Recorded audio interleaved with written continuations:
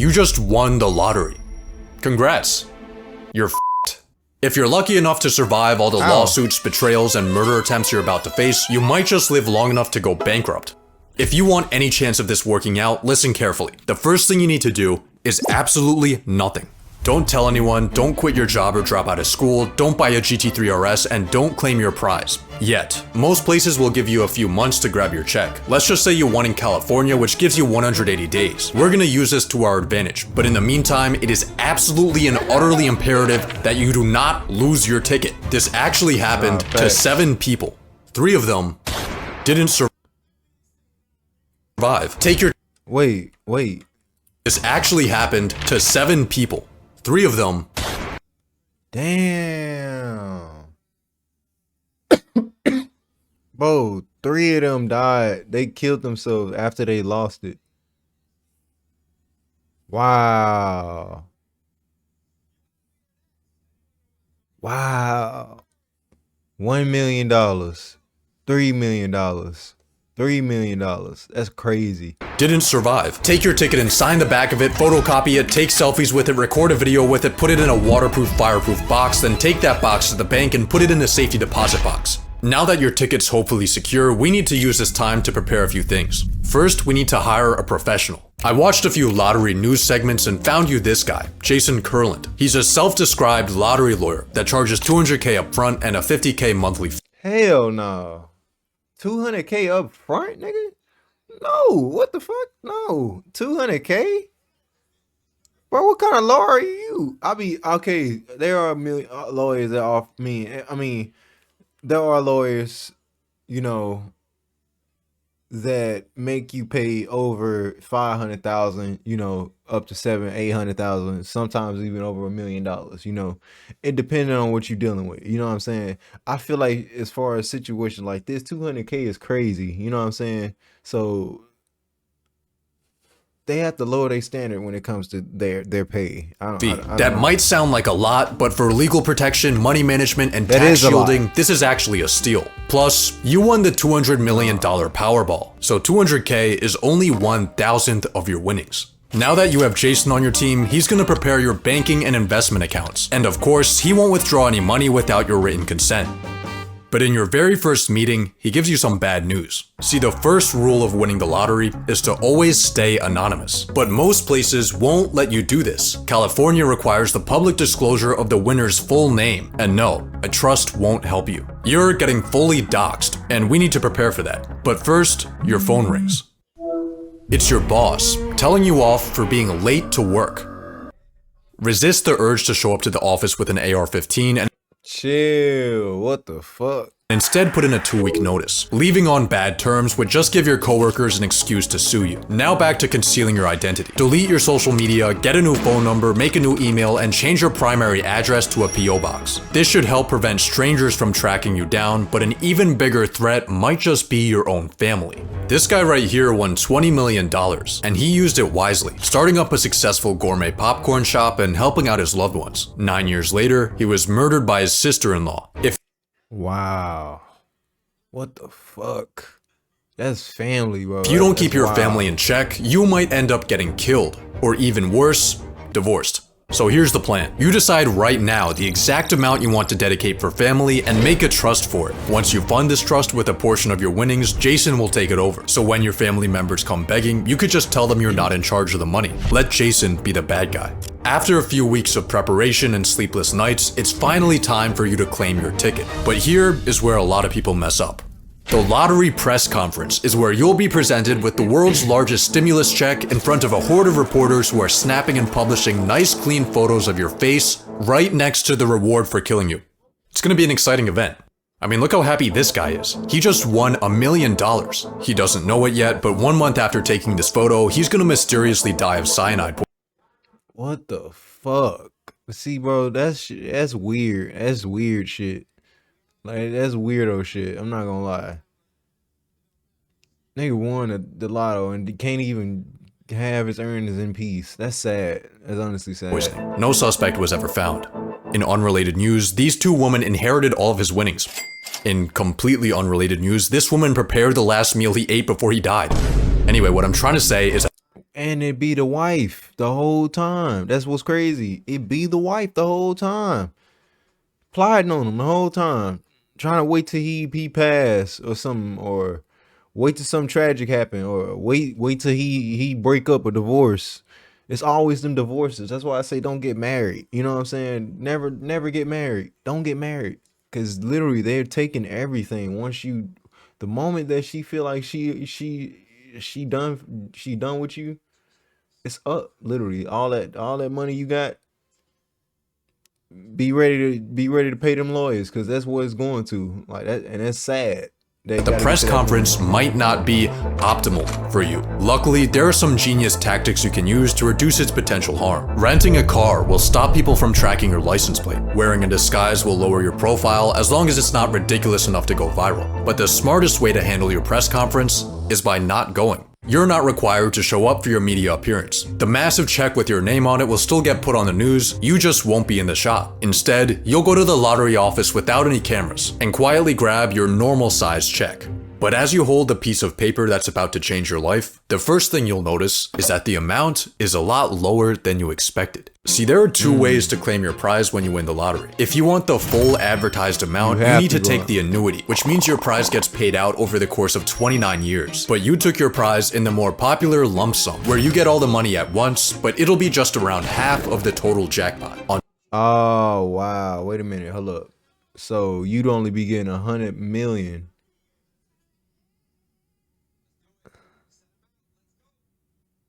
But if you had 200,000, no, if you had 200 million, you'd be getting paid annually. I'll be getting paid, bro. I'm not gonna lie. Give me the 200 million. I'll never be broke again. Literally, you still be getting paid that money. Literally, like, why even trip about that? Lump sum, where you get all the money at once, but it'll be just around half of the total jackpot. On top of that, since you won in the US, you're getting taxed. But don't worry about this, because the authorities have already withheld all the taxes you owe from your check. Just kidding. They've withheld some of your taxes, but way less than what you actually owe them. Luckily, Jason has an accountant on his team who can guide you through the how much do you owe the government death trap. So after factoring in the lump sum and taxes, your jackpot has gone from 200 million to a measly 70. I guess it'll have to do. But before you even cash your check, your phone starts blowing up. All of the friends and family that have your phone number are asking if you're the mysterious winner. Remember, the public only has your name, but not your face. You can tell some people you really trust, but be careful. Maybe even use an NDA. Now it's finally time to make your deposit. After your check settles, you'll see more money in your bank account than you even thought was possible. Hopefully you're using a larger bank and not a credit union where your checking account would probably be worth more than all of their assets combined, but even with a massive institution holding your money, you still have a problem. Only 250,000 of your dollars are insured.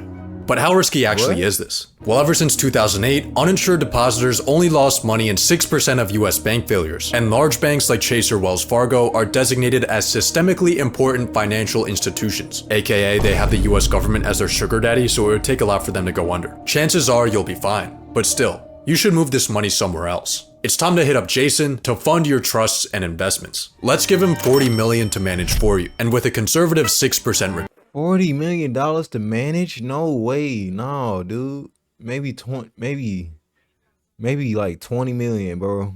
You got 20 million in your pocket. 25 million. Take it or leave it. 40 million is overboard. Crazy. That's you just throwing money at him now. Cause he's worth that? No, bro. You have to talk them down sometime, bro. Like 40 million, I'll meet you at 30. Like, nah, bro. This will be making you 200K a month. You could put 10 mil into your family trust, and now you have $20 million in pure spending power. So let's get down to business. First, you need a new house. I say go with this $10 million LA mansion. It's got a master bedroom where you'll wake up to beautiful ocean views, a 500 bottle wine cellar, an infinity pool, and a movie theater, but one thing's missing. That's better. Any toy you ever wanted is now yours. Your dream watch, your dream fit, your dream grocery haul. Being a lottery winner is awesome. You're also starting to realize why rich people live longer than poor people. Not only can you now afford any medical procedures you want, but you even have a private doctor. You pay them $20K a year to be on call for whatever you need. You also get a celebrity fitness trainer for $300 a session, and of course a private chef to keep your diet perfect. 80K a year is crazy. But even more important than this is your total lack of stress. Not having to worry about bills, work, or housing, and having the free time to hang out with friends or take a midday nap has vastly improved your overall well-being. But then you get a call from Jason that changes everything. See, he helped you buy your house using a trust to keep you anonymous, but internet detectives have somehow managed to trace the ownership back to you. On top of that, news reporters have been silently taking stalker shots of you on your daily routine. And all of a sudden, your face and your address are front page news. Why would that, like, that's sad. But at the same time, it ain't, because it's like, why would that matter? You just be another millionaire walking around. I said billionaire. You just be another millionaire walking around, you know, in the general public. Ain't nothing wrong with that, but it's like you be walking around with more security, more protected, you know what I mean? And I don't know. Like, I don't know. Phone immediately starts blowing up, except except this time, it's not just your friends and family, it's strangers. You start getting hundreds of letters in the mail. People are telling you their life stories, how all they need is 10 grand, 5 grand. Someone even shows up to your house. I think it's time for you to hire some bodyguards before things start getting worse. And by worse, I mean you might get killed. It's kind of a rite of passage for lottery winners. This guy won 30 mil, then got buried in his business partner's backyard. He won the Brazilian lottery, then got kidnapped while on a walk. His house got broken into, and he was shot to death in front of his kids. But you have one advantage over all these unlucky winners: your location. Most of these tragic fates happened in not so great neighborhoods. You, on the other hand, are in a $10 million LA mansion, surrounded by people who are familiar with money. Hopefully this will protect you from any real danger and allow you to peacefully Bro, I'm good, bro. I'm good off that money, bro. I'm straight. You know what I'm saying? I just want to make a honest living like everybody else, bro. I'm good. fully live the high life. Give me a nice crib. Give me a nice car. I'm straight, bro. I don't need it. Keep the money. Just give me the car. Give me the house and the car. That's it. I don't have nothing else. A car paid for, house paid for. Give me some groceries. Fill up the fridge to the top, and deep freezer. I need, yeah, and I'm straight. You know what I'm saying? Rent paid. Ain't got nothing to worry about. You know, you be straight. And get a job, bro. Get a job. Don't mean I feel like just cause you a millionaire, I don't mean you don't need. I don't know. Get a job, bro. But what your mansion can't hide you from are your relationships. Friends are going to come out of the woodwork. Family that they never knew they had. Everyone's going to be asking for handouts. Friends? I lost just about all my friends from New York. When you win, everybody you know thinks they won too. You have to manage to say no to these people. It's gonna make you feel guilty, but the truth is, if you gave everyone money that asked for it, you wouldn't have anything left. Your mansion's upkeep costs you $50K a month. Maintenance for your car is an average yearly salary. Your private chef, your trainer, your maintenance costs $50K a month, bro. That ain't even. That's what I'm saying. Just buy a house. Like, I mean, I get it. You did buy a house, but still, like, maintenance $50K a month is crazy. What is that at the end of the year? That's somewhere near $500,000 towards $600-700K. Like, bro. No, bro, that's too much. Your doctor, your bodyguards, Erewhon, Equinox. I said $600-700K. My math is completely off. At least around $400 or $500K. Like, nah. Bro. Rich person parties, woman. Across everything, your monthly expenses are clearing 6 figures. But even worse than the broke people begging you for money are the rich people begging you for money. They call themselves financial advisors. They try to hypnotize you with confusing financial linguistics until you've signed away 1% of your portfolio for the privilege of underperforming the market. Don't listen to them. Certainly don't listen to people pitching you their genius business ideas.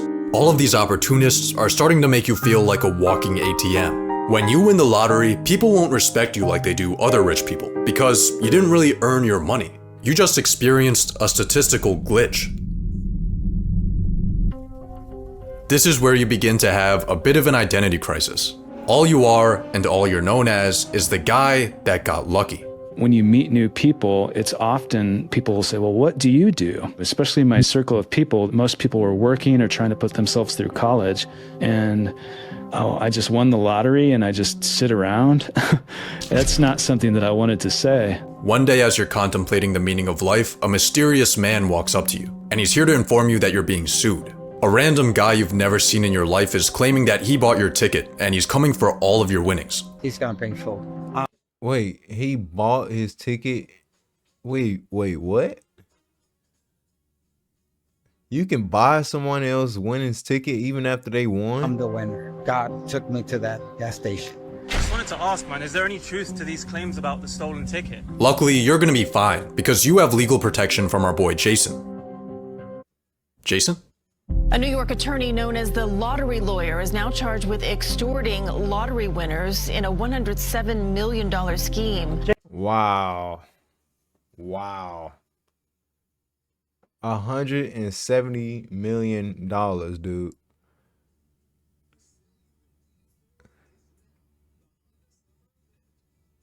That's actually crazy if you think about it. $170 million. That's crazy. Cause I mean, he technically did get dragged into it, you know what I mean? But at the same time, he's a lawyer. He had to know something. But this isn't true, you know? You won the lotto, you know? You yourself won in the gas station. They have to come back on camera showing that the other guy won. You know what I'm saying? They have to come with some type of evidence. Other than that, bro, the case is gonna be weak and it's gonna be thrown out. It wouldn't even be a case. He was the first guy I called. We're gonna have a lot of fun with this. Jason Kurland, along with 3 others, now facing charges ranging from wire fraud to money laundering. Well, in hindsight, giving this guy access to our finances was a pretty stupid decision and totally stole around $10 million from you. He's obviously going to prison, but that's money you're not getting back. But hey, at least you have a mansion to cry in. 30,000 people have been ordered to evacuate their homes because of a wildfire tearing through wealthy suburbs of Los Angeles. Wow. Among the thousands of people in Southern California who have lost homes in the wildfires is the winner of the biggest lottery jackpot in history. Just when you think things can't get any worse, you suffer the same fate as $2 billion Powerball winner Ed. Wow. $3.8 million home in Malibu. Gone. Bro, look at this picture. Like, this picture is crazy. That's crazy. Like, they don't even look like LA no more. That's crazy. When Castro, and for some reason a large amount of lottery winners, your multi-million-dollar house burns to the ground. It seems like your luck has run out. You're getting sued, you've been robbed of millions, and your home is gone. Your misfortune is of course front page news. Everyone loves a good downfall. And you've become just another lottery failure. Or have you? Some sources claim that 70% of lottery winners go bankrupt. Others say that it's 1 in 3. Which is it? The correct answer is neither. Both of those statistics have been completely debunked. Winning the lottery tends to get painted as a curse, but in reality, it turns out that stumbling into millions of dollars is actually pretty great. Real studies have shown that lottery winners are healthier and live longer. They have a lower chance of being overweight. They have higher long-term life satisfaction. They don't get socially isolated, instead they spend more time with friends. One study found that in a 5-year time span, only 5.5% of observed lottery winners went bankrupt, and these were even based on smaller wins. You're actually at a higher risk of bankruptcy if your neighbor wins the lottery. Most lottery winners don't get assassinated. Most lottery winners don't go broke. Most lottery winners get freedom, health, and happiness. So when you win the lottery, here are the final steps you need to take. Fire Jason Kurland. Cash that home No cap. Fire him ASAP. Cause he had been doing that whole time. Insurance check, win your lawsuit, move somewhere far away, and relax. Because you were never fucked. Most lottery winners aren't. But maybe it just makes us feel better if we think they are.